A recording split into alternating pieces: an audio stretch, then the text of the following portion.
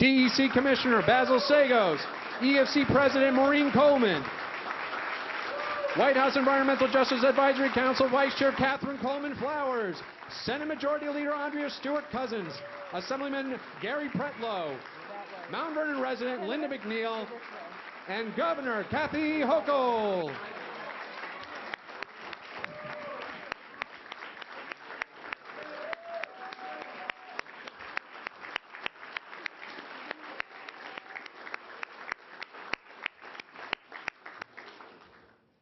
Good morning, everyone. So I was sitting there talking to our faith leaders. I said, this is a very interesting time. We are in the middle of Ramadan. Today starts Passover, and it is also Good Friday. So, you know, everything is aligning, and this is going to be a great day for Mount Vernon. We are really excited to have you all here with us this morning as we come together to speak about and to share a journey of partnership and collaboration, because you can't do anything by yourself. We're really excited about this partnership between the City of Mount Vernon, the State of New York, and the County of Westchester. When you're dealing with a Herculean challenge, you need resources at a Herculean level to address it. Mount Vernon for over 20 years has been plagued with a lot of sewage and stormwater challenges, and it is not something that we could conquer on our own. We were able to work with our residents, and I'm not going to start mentioning the names right now, and our residents came forward to tell their story. Other residents came to connect us with national leaders in environmental justice. And those national leaders partnered with us, where in other places they've partnered with compliance organizations. They realized that Mount Vernon wanted to fix its problem and not run away from it. They said, we've never seen a community that came forward and asked for help and took absolute responsibility. And so the Natural Resource Defense Council, as well as the National Wildlife Federation, came to partner with us as opposed to work against us. And so we're excited today. We want to thank our Governor Kathy Hochul for coming.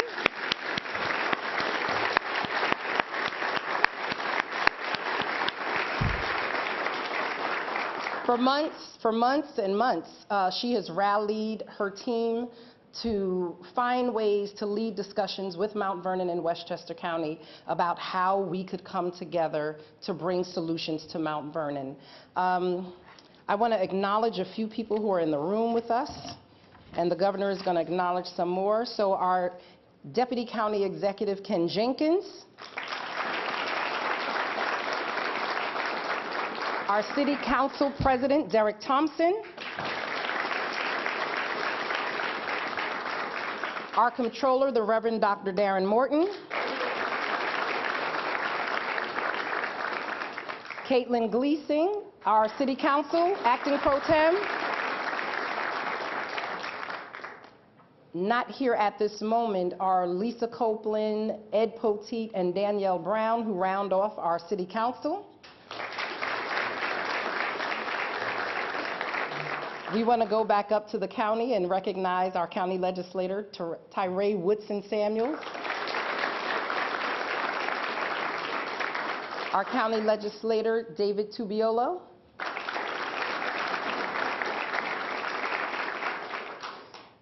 Our Commissioner of DPW, Damani Bush.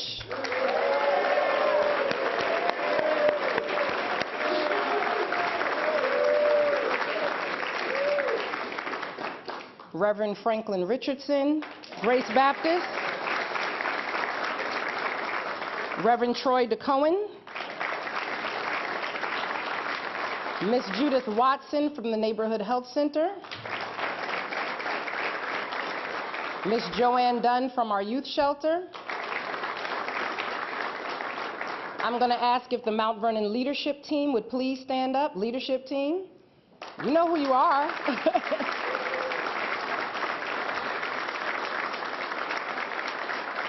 Thank you.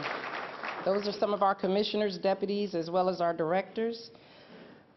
Is Miss Anitra Hadley in the building? She's not here. She's the resident that made the calls to the calls, and so I want to publicly acknowledge her. I want to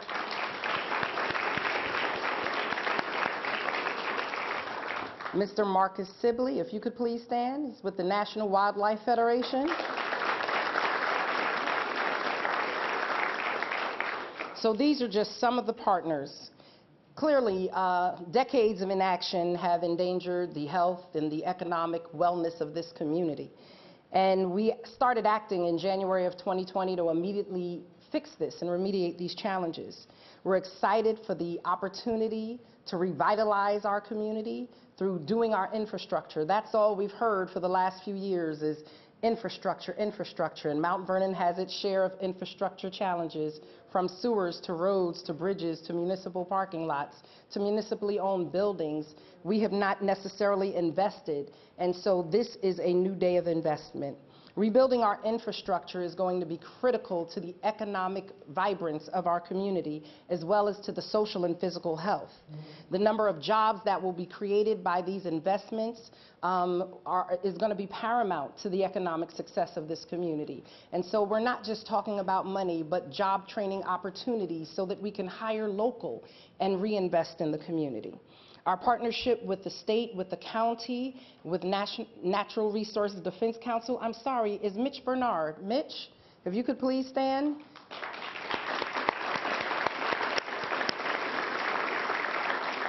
And the National Wildlife Federation shows that Mount Vernon is positioning itself as a community that is focused on environmental justice. We're having these conversations locally on the statewide level, and we're even leading these conversations on a federal level. Mount Vernon is at the table. We are pushing forward, and we are looking to continue to bring resources and partnerships back to our community. I ask for our community to have patience as we fix these challenges.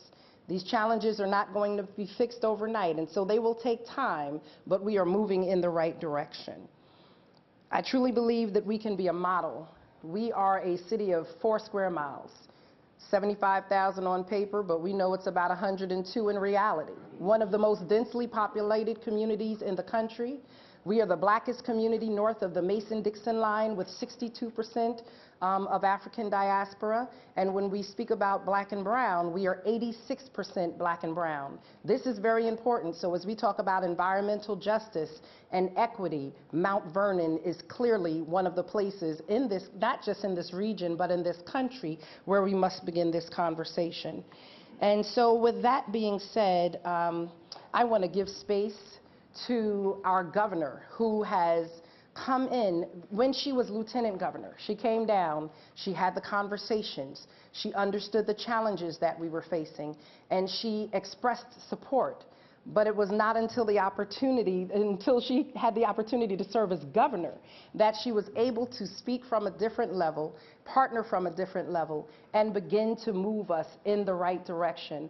And so, Governor Hochul, I want to say on behalf of the city of Mount Vernon and our 100,000 residents that we appreciate you, that we're grateful to you, that we're thankful that you have stood up in such a time as this to come together to send your team to understand the magnitude of our challenges and to stand with us as we find solutions to move Mount Vernon into the future that our community deserves, and being willing to impart generational investments that will bring future change to our community. Thank you. And with that, our Governor Hochul.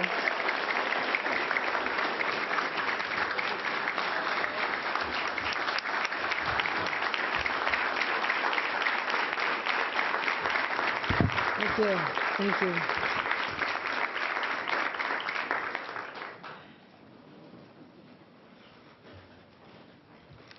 Thank you. This truly is a new day for Mount Vernon. Long overdue. And there are so many people that we have to thank, but at this moment, before we talk about the good news, we have to recognize the pain that's in the hearts of so many of our residents. The loss of a teenage girl who was simply celebrating a victorious season for the Mount Vernon boys high school basketball team, winning the state championships. Our hearts are broken because of the loss of Kayla Green and other too many young people that we've lost to the specter of gun violence, and it must end, my friends. It has to end with us. We have endured too much pain for far too long. And it was in November when we did a gun violence roundtable, something I wanted to bring to this community and talk about this as a new governor.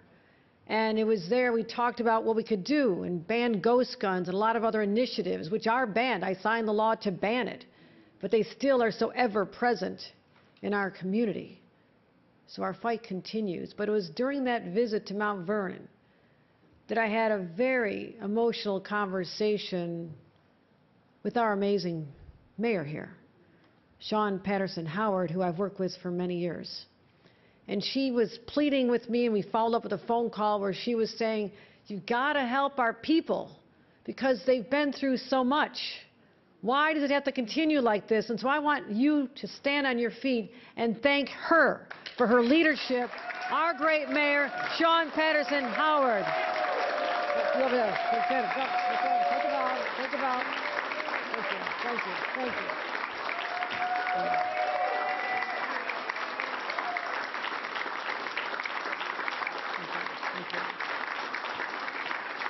Thank you. So, she... 4 more years. And the way that's our sewer crew. They're Okay. the ones who do the work. Okay, all right. As long as I'm talking about the great leadership of the city, let's talk about the people who are really getting GSD, getting, we'll say, stuff done here today. And let's hear a round of applause for our sewer crew. The guys in red, stand up.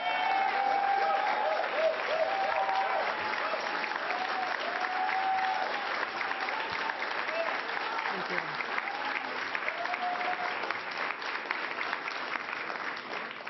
Those are our guys. God bless you.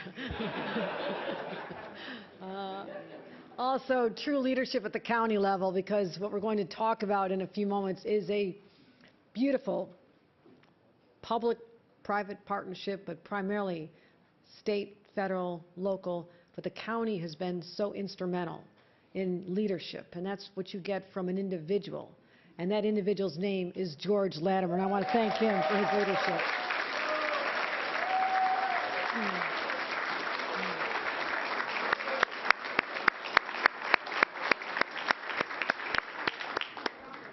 And we're going to talk about a little bit of money that's coming here today. All right. The money comes from a budget, and I don't do this budget alone. Although I have a few scars, I feel like, I just won a couple rounds, okay, with Mike Tyson maybe, it felt. But the person I was happy to be in that arena with, the women in the arena, to quote a famous speech by Teddy Roosevelt, the woman in the arena with me was Westchester's own Majority Leader of the Senate, Andrea Stewart-Cousin. She delivers.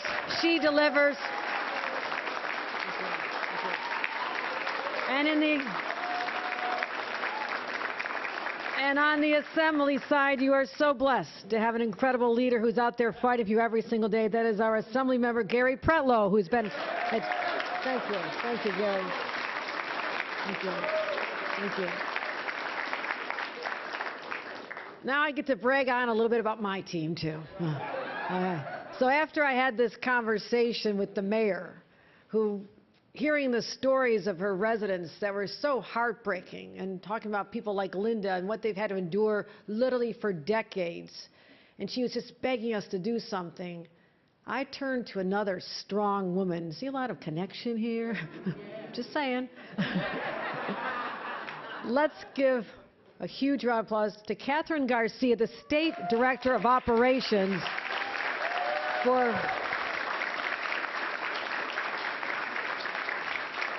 taking the ball and running with it, because I put a lot on your plate, and it was very early in our administration. We had just dealt with not one but 2 hurricanes. We were trying to get billions of dollars out in rent relief. We had come here because of flooding.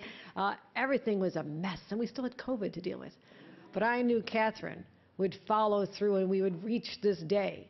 And it actually came sooner than I anticipated, because she would not give up on this community either. So Catherine Garcia, thank you. Thank you. But I needed an agency partner, someone who understood the power of government to help lift up communities. And we don't have to keep fining people and bringing them down when something happens, no fault of their own. And it took leadership in Basil Sagos, the head of the DEC, to get the job done here today. Let's give him a round of applause. Thank you. Thank you. And I'll give you a little side story about my DEC experience, but it was under a previous administration back to the Pataki days. Okay, I won't name which administration it was, but it's the Pataki days.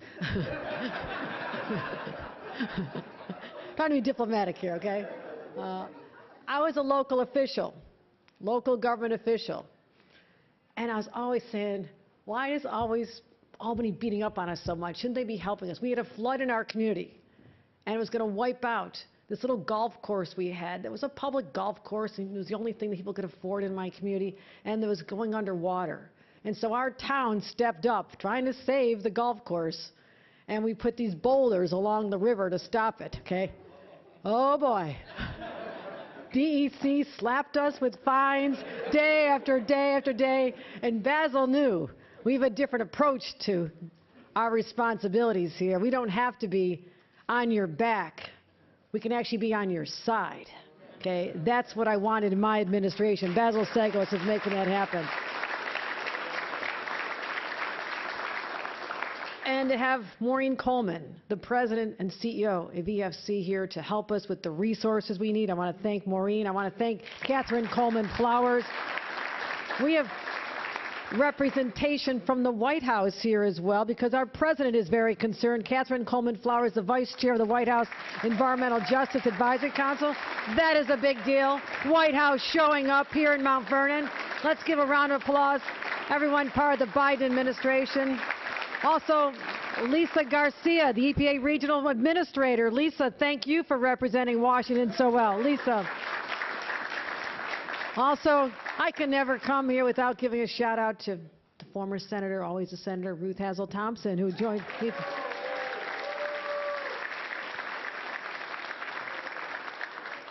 And I saved the best for last. That is a real person without a fancy title, but just living every day here in Mount Vernon, trying to just get by, and the adversity that was heaped on her and flowed up in her house.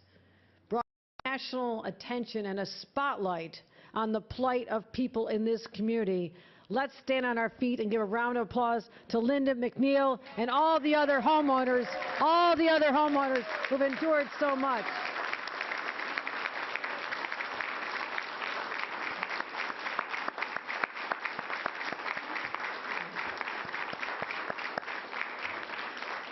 So, now I'll tell you why I'm here. Today, we are announcing the largest environmental justice victory in the United States of America this year. It is happening right here. We are talking about not just what environmental justice could mean in theory, because what does it really mean? We're actually going to put money behind making it become a reality. Because this is a case where justice has been denied for far too long. But it's not just environmental justice, which sounds like it's protecting the environment. This is also about racial justice, because this community has been hit down so hard, and its people are resilient, and they fight back, but sometimes things just get out of their control. So we're righting the wrongs where over 100 years ago, a train came through and divided this community. And then the sewers were better on one side of the tracks than the other side of the tracks. Wonder what that's all about. Okay? And businesses trying to struggle on Main Street but have to deal with stuff coming up all the time, as well as the homeowners who suffered such indignities and persevered as well as anyone could have. We're dealing with racial injustice here. But when you actually look at the pictures and see the videos and the films and the documentaries and the experience that people like Linda went through, this is also a moment of victory for human justice, because no human should be subjected to the disgusting experiences they had to endure for decades. It ends today. This is the beginning of the end. It's long overdue. And I'm going to talk to you about exactly what that means because it's got a lot of zeros behind it. We are committing. No, so I forgot to mention somebody. How did I mention Commissioner Bush? How did I not mention Commissioner Bush? All right, Commissioner Bush, you stand on your feet. You stand on your feet. You. Commissioner Bush, you are the man. You did it. You stuck through it. You know, and imagine the frustration of being Commissioner Bush. Okay? Okay? Someone buy that man a drink when he leaves there today. I mean, truly, what he has had to endure. And we have some reverends here. And I want to ask Reverend Franklin and Reverend Cohen to try to pray for all of us here because we've been through so much. We've been through so much, but particularly this gentleman and his crew because they went forth and did their job day after day without an end in sight. Wondering if for the next 20 years they're just going to continue getting up there and just cleaning up the mess and talking to people and saying, well, someday somebody might pay attention, someday it might happen, somebody might care enough. You fought long and hard, my friend, and you endured. And as a result of that, this community also endured because of your strengths, and I commend you for being a true public servant in every sense of the word. Commissioner Bush. But now, Commissioner Bush, the sewer guys, the city of Mount Vernon, you don't have to go it alone anymore. We are your partner. We are your ally. We are at your side. And what we're announcing today is $150 million. $150 million to repair and strengthen your water system.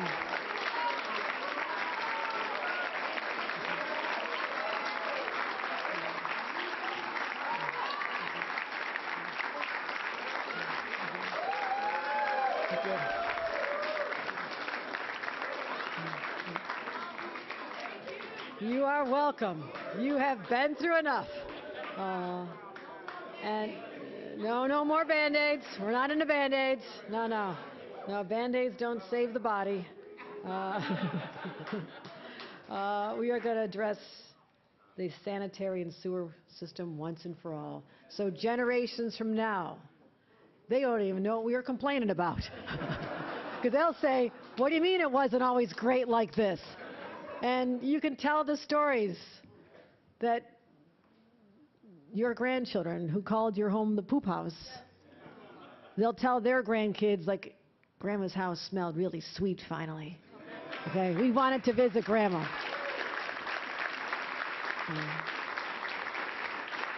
So let's get started, okay? Let's start with $7 million to immediately as in now, and launch our engineering, design, and construction of the 3rd Street sewer line. Let's start with that. 3rd Street, help is on the way, 3rd Street. As well as $3 million from the Governor's Office of Storm Recovery pilot program to repair the homes and make them resilient and rehabilitate damaged pipes. So let's get that done as well. So I got a little bit of business to do. In order to make all this happen, we are announcing a city-county-state partnership agreement, an MOU, to work together to get this done as quickly as possible. So after I introduce the county executive, we're actually going to sign some official paper here because I'm not waiting any longer. I'm not even waiting until I get back to Albany. I'm going to do it right here in Mount Vernon. Because I don't know, I might get, in a car accident or something. I want to get this done, okay? Okay, nothing better happened to me right now, though. It's just so I am really fired up, and I will tell you, I've been governor since the end of August. This is the most joyful day I've had because. Thank you.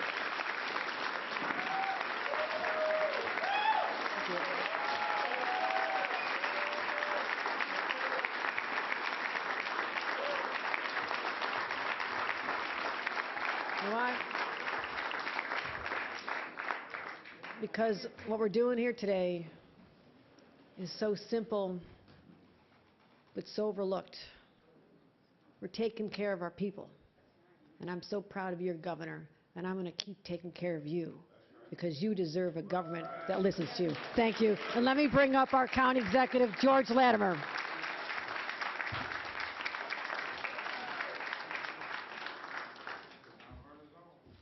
Brought my pen, ready to sign, ready to sign. First of all, so that Reverend Richardson, Reverend DeCohen, and Reverend Morton know that a little later this afternoon I'm going to be in a mood of penitence and humility, because that's what today is about. But right now, I've got nothing but joy in my heart on Good Friday. The announcement by the governor shows what leadership is. Sometimes we think leadership is being a tough guy, being loud, being a bully. Leadership is seeing a problem and solving it, and that's what you see today from this governor.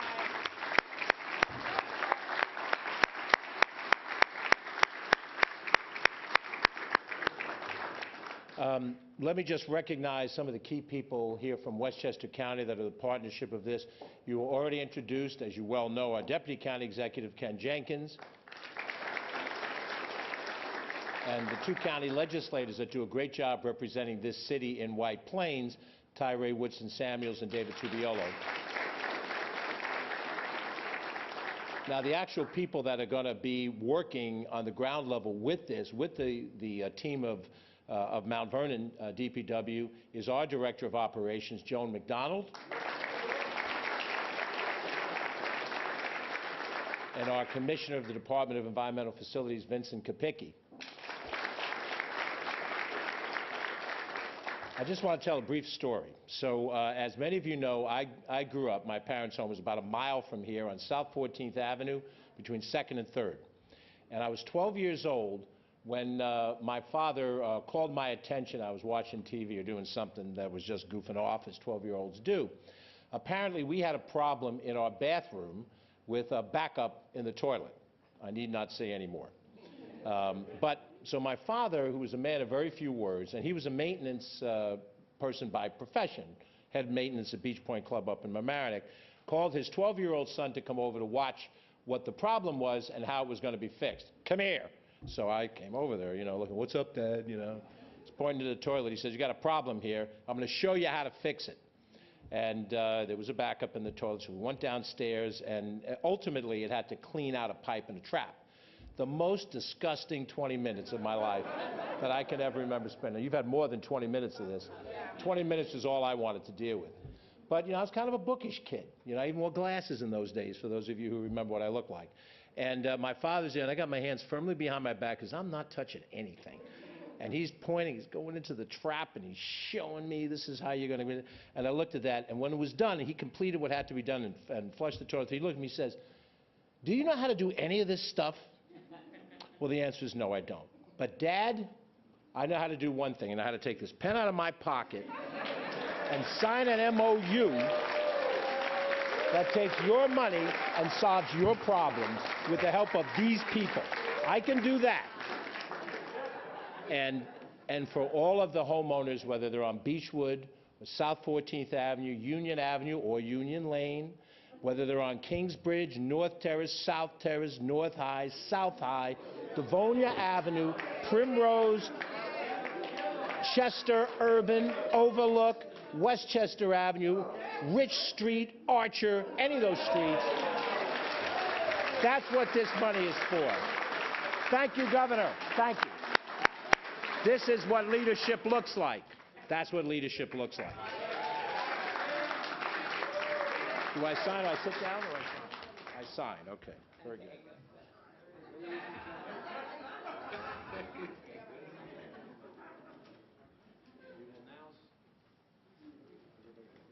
This is the 15th day of April. Nobody here. Nobody here. Nobody Yes, here. 15th day of April. It's not on. Turn it on. 15th day of April.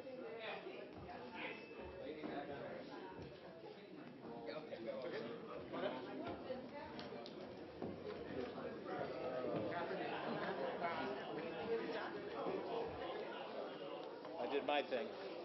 Have they taken the pictures?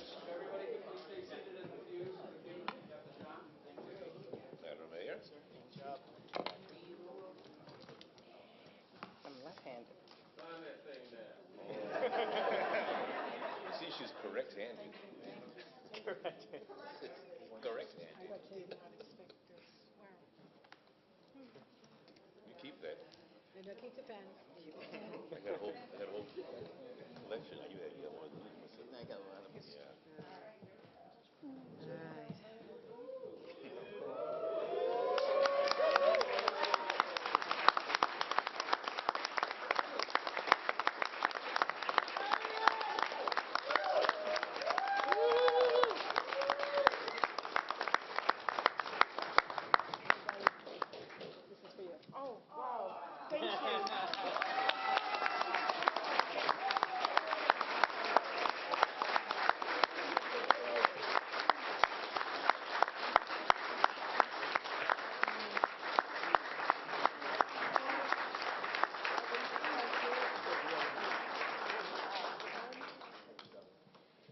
Anybody else? Anybody else like a pen? I got extra pens.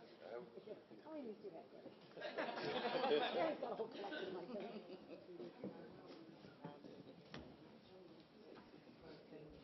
Thank you.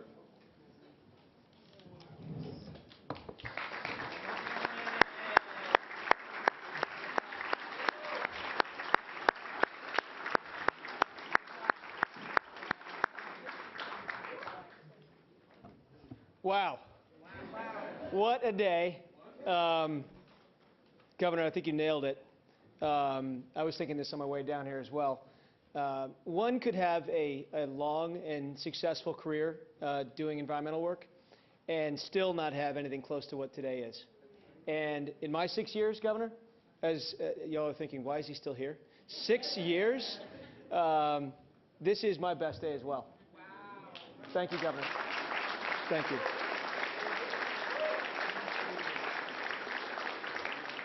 And the governor nailed it. This is an environmental crisis. We're, of course, dealing with a wastewater situation in a city, of course, and the potential damage to the environment from a failing system. But this is a human crisis, most importantly. And we're dealing with not only a decaying infrastructure, but decaying infrastructure in a long neglected community of color. And I will give you some context on this as well, because I won't repeat the governor, but I will give you some context about the way this came to be. I've had the honor of knowing her for a long time. And she was the first governor ever to come into DEC's building. She came and met with my staff, which shows, I think, the dedication that she has to her people. She has been on numerous hikes. She's been all across the state, every single county. She's done things with us in the outdoors. But I saw the fire in her the day that she became governor. And it was actually just a few hours later that we had our first meeting on the environment. She brought in the EPA administrator, Michael Regan, into her office. And at that moment, in my view, prioritized the environment as part of the state's plans for moving forward. I had the chance to conceive of where this might go, right?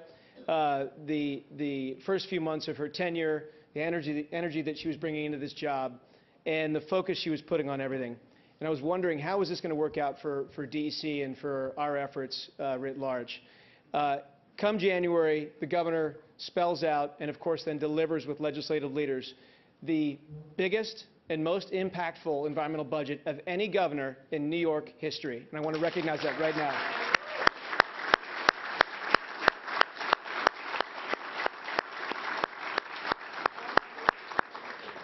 And I am a New Yorker, so no disrespect to the other states, but there isn't another governor doing this anywhere.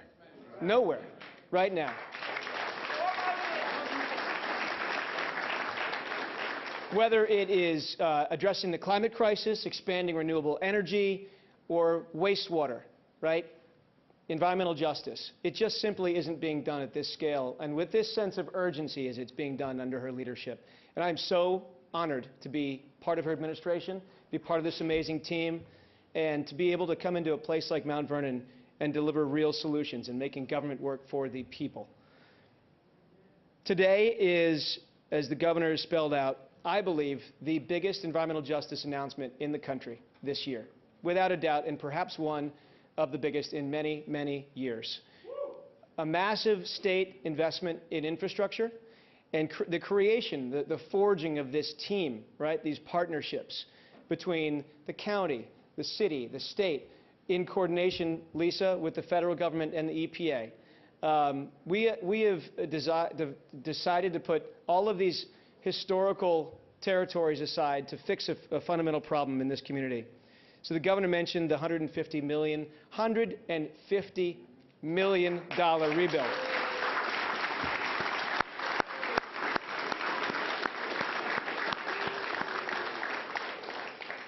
You just don't say that often, okay? We talk about statewide $150 million initiatives, and that is a big deal nationally. This is the city of Mount Vernon, $150 million. Very significant. So the governor spelled out some of the things that we'll be doing with that money. Starting right away, EFC will be dedicating $8 million to get this project going off the ground right away. That's $5 million for emergency work, another $1 million for lead service line replacement initiative that we're going to be undertaking this year. $7 million, that 3rd Street sewer project. And if I know you all know it, okay? Because the last time I was here, we were there together, and you showed it to me.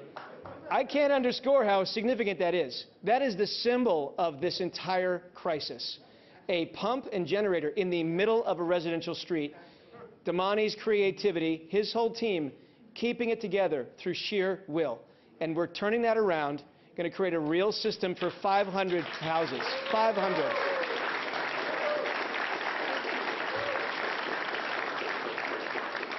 And Katie Brennan has a really good idea, to be able to bring Governor's Office of Storm Recovery dollars to bear in people's homes quickly, right? So the types of things like lead service lines and valves that are failing, this is something we can begin to deploy immediately across the city and begin to show some real results. So this is a massive project. There's no doubt about it, and the mayor is right. This is going to take some time. But we are going to hit the ground running. We know how to do this. We have a unique partnership, and we're going to prove it that this change can start today. I want to call out a few people before I finish. On my team, specifically, Jim Tierney, where are you, Jim? Deputy Commissioner for Water. Poor Jim. Poor Jim, I beat the hell out of him for the last 5 months on this, but he's delivered. Kelly Torturo, my regional director. And I want to specifically recognize Joan. I know Joan's been called out, but Joan McDonald.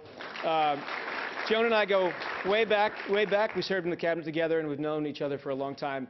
That was one of my first calls to Joan, and she jumped right on this. And this is the result of some of that early partnership. Damani, I know you've been, heralded, but you're the TV star now. There's obviously a concern you're going to leave town and go for Hollywood. But you've been holding the system together through sheer will, and I really want to thank you for doing everything you've done. I know I'm going on a bit too long, but I want to end with a special recognition of someone who is almost a family member at this point. How many times have we spoken, Mayor? Friday nights at 6.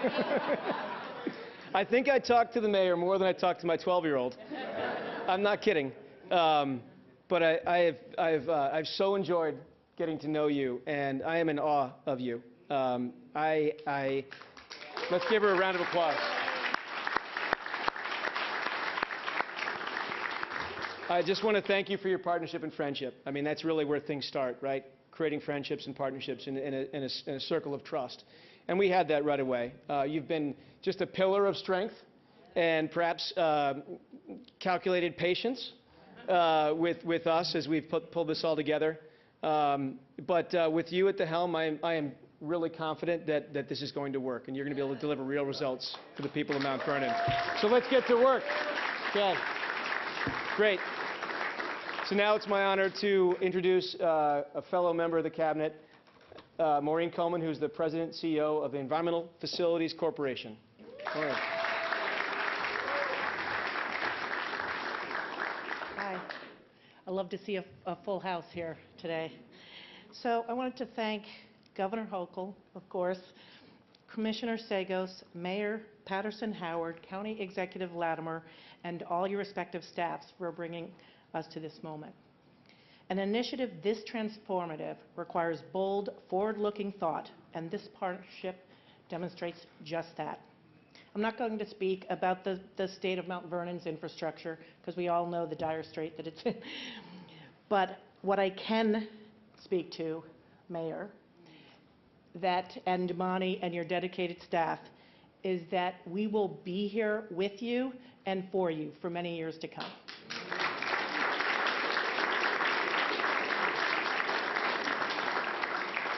EFC is excited to administer much of the $150 million that Governor Hochul has dedicated to this important undertaking. As the administrator of the largest state revolving fund program in the nation, EFC is an organization well known for its expertise in managing capital resources and getting New York's most important environmental projects done efficiently and cost effectively. ESC will deploy our talented staff of financial analysts, attorneys, engineers, and other professionals who will, along with DEC, DOH, and the Governor's Office of Storm Recovery, work with Mount Vernon and Westchester County to ensure these dollars are put to work quickly and to make sure the city is prepared to take advantage of the grants available through the federal bipartisan infrastructure law. Governor Hochul's announcement today is a giant step toward righting the wrongs of the past in this overburdened community. This announcement represents a sizable down payment on a long-term solution for the city. The funds announced today will provide the city the resources it needs to stop putting Band-Aids on the system and start developing a sustainable plan that will improve the environment and the public health and quality of life for Mount Vernon residents. Finally, this is a large commitment of resources by the state, but it's also a commitment to action for the health of this community. Okay. And I'm very, very proud to introduce, and I have to read because I'll forget, but Catherine Coleman Flowers, and we share a name, so that's good, Vice Chair of the White House Environmental Justice Advisory Council.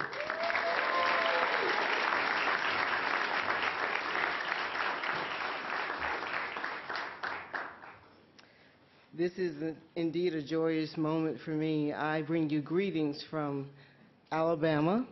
I got on a plane yesterday that was diverted to Baltimore because all of the airports were shut down in New York, and we got in late last night, my daughter and I, but I had to be here for this moment when I received the call. And I'm very, very thankful for everyone that was a part of this. It was just, my presence here is not because I'm the Vice Chair of the White House Environmental Justice Advisory Council. I'm here today because I'm Catherine Coleman Flowers from Lowndes County, Alabama, where we have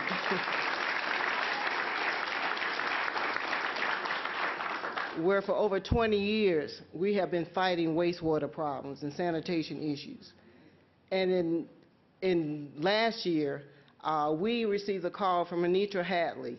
I also work for the Equal Justice Initiative, and I got a call there from her inviting me to come and look at Mount Vernon because all of the work that we've done in my book is Waste, One Woman's Fight Against America's Dirty Secret.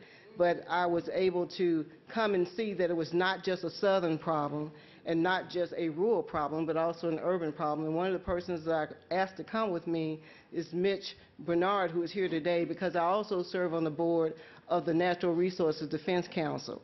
And Mitch and I came here in July, and we came with a few other people, and we saw what was going on.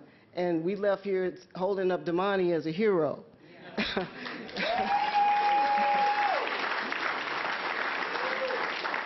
But this was, since I have been dealing with this issue, this is the first time I've ever gone into an area where the elected officials did not run from us.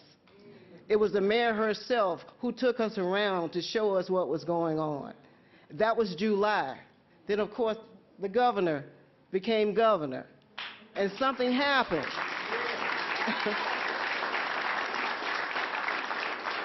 What we have seen here today is what happens when the state, the local government, and the county government works together. And hopefully, because of this day, that people in Alabama, where I'm from, where I've been fighting this same problem for over 20 years, would understand what true environmental justice looks like, and how we bring together people in partnership to try to solve the problems. And I am looking forward to the time to coming to bringing people now to Mount Vernon, because every time I talk about wastewater issues, I always used to talk about Mount Vernon as an urban issue. But I want to be able to hold up Mount Vernon as a solution.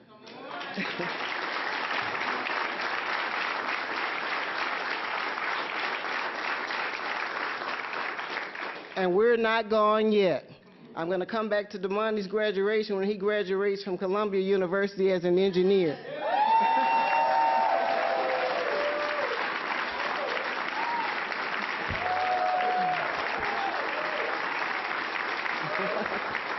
And finally, hopefully out of all of this, what we would like to see Mount Vernon, the county, and the state of New York to do is to provide examples for those other communities that we're working with to try to get to sanitation justice. Thank you so much.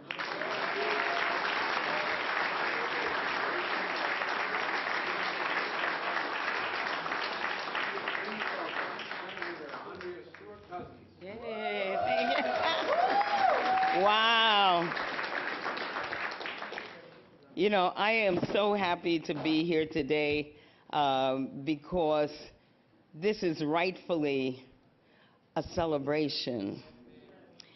It is a celebration that many people would have thought could never, ever happen. Poor Miss McNeil, she'd been dealing with this for over 2 decades. I was there when Catherine came. And I remember Sean called and she said, no, you gotta come because we have somebody from the White House and she's gonna pay attention to what we're doing. And I was like, okay. She said, I just wanna make sure that she knows that we have local support, and even though you don't represent, because you know you have great senators representing Mount Vernon in the person of Jamal Bailey, yes, who couldn't be there, and Alessandra Biaggi. But I said, so she said, no, you got to come because I want her to know that even, you know, the majority leader of the state, she really cares, everybody. So I said, okay. Honey, that's why we're here today, because this woman knows who to beg and how to beg, and obviously she is a successful beggar.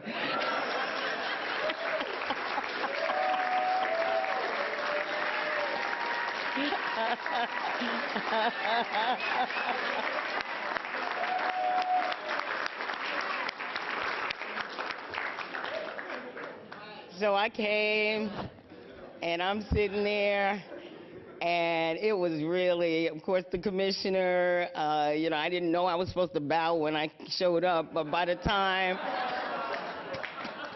I left, I got it. I was okay. I was horrified. I got to say, I was horrified.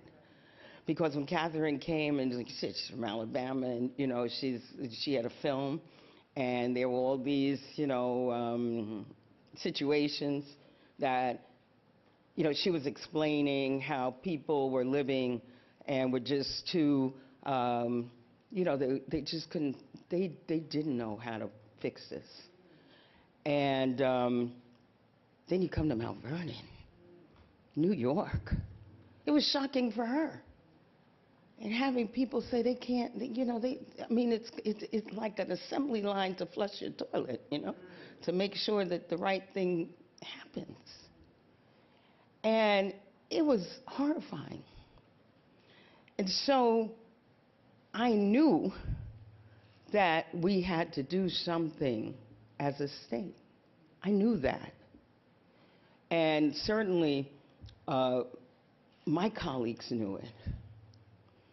And on a county level, we have an amazing county government. And I knew that the county executive and his amazing team understood that something had to happen. But how that was supposed to happen was not clear. Mount Vernon kept working. Shawnee kept putting pieces together. And the thing that was really bothering me was the fact that the federal